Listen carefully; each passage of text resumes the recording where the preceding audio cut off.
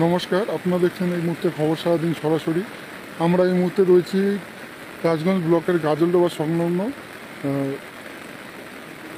টাকিমারি 1 নম্বর।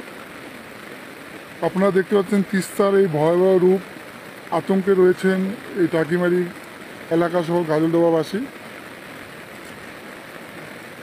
লাগাতার বৃষ্টির কারণেই এবং থেকে শুরু করে পাহাড়ে লাগাতার বৃষ্টির ফলে কিন্তু তিস্তা ইতিমধ্যে জলস্তর বেড়ে চলেছে এবং সেই কারণে কিন্তু তিস্তার পার্শ্ববর্তী এলাকার যে মানুষজন রয়েছে তারা কিন্তু ইতিমধ্যে আতঙ্কে রয়েছেন। এইভাবে যদি প্রতিনিয়ত বৃষ্টি লাগাতার চলতে থাকে তাহলে কিন্তু এই বৃষ্টির তিস্তার যে রূপ সেই রূপ কিন্তু আরও ভয়ানক রূপ নিতে পারে বলে মনে করছেন তিস্তার স্থানীয় বাসিন্দারা।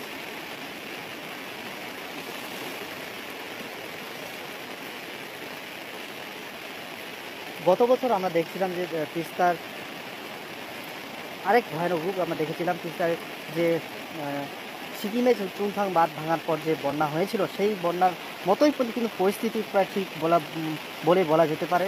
কিন্তু ইতিমধ্যে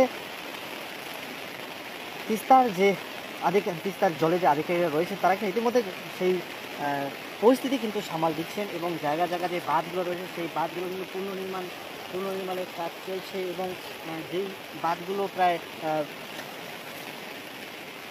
অচল ছিল সেই বাঁধগুলো কিন্তু পুনর্নির্মাণ করা হয়েছে এবং যেন কোনো অপ্রীতিকর ঘটনা না ঘটে সেই জন্য কিন্তু চারিদিকে কিন্তু তিস্তার যে ইরিগেশন ডিপার্টমেন্টের যে আধিকারিকরা রয়েছে তারা কিন্তু ইতিমধ্যে খোঁজ চালাচ্ছেন এবং তারা খোঁজ নিয়ে দেখছেন ইতিমধ্যে যেন কোনো রকমের কোনো অপ্রীতিকর কোনো ঘটনা না ঘটে।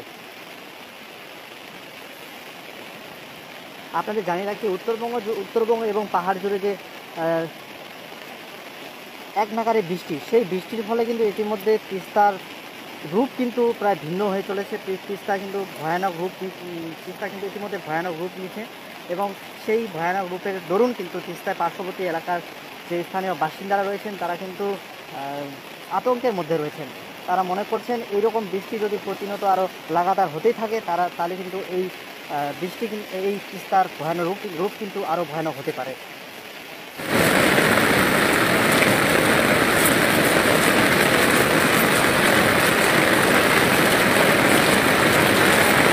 বল খুশি হয়ে গেল।